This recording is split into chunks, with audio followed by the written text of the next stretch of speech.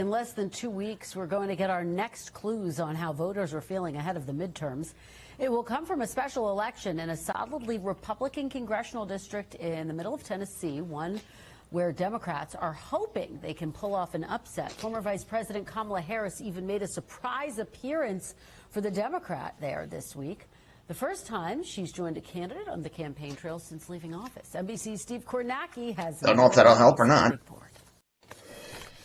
All right, December 2nd, less than 2 weeks from now, we get our next election, our next readout on the atmosphere as 2026 starts to come into focus. So it's a special election in the 7th Congressional District of Tennessee, sort of middle Tennessee. What are we talking about here?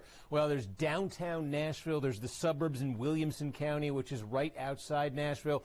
And then it kind of sprawls and crawls to the west into the south to some rural areas. So sort of a mix in this district, a very Republican district. You wouldn't normally talk about this district being at all potentially competitive, except here's what's been happening in recent elections. You know, in New Jersey here, Democratic landslide in the governor's race. But the key was this. Look, Trump had lost this state by 6 points to Kamala Harris last year. New Jersey went up to a 14-point margin in the governor's race there. So the Democrats didn't just win. I think they overperformed relative to last year. Same thing happened in Virginia. Again, it's a blue state to start with.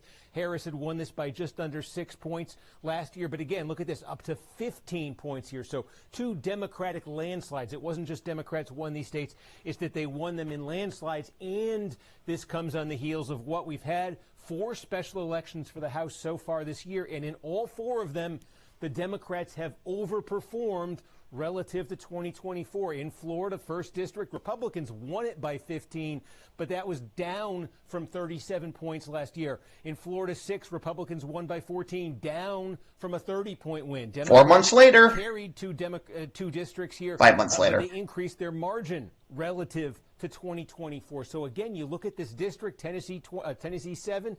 Look, Trump won it by 22 points last year. He won it by 15 points in 2020.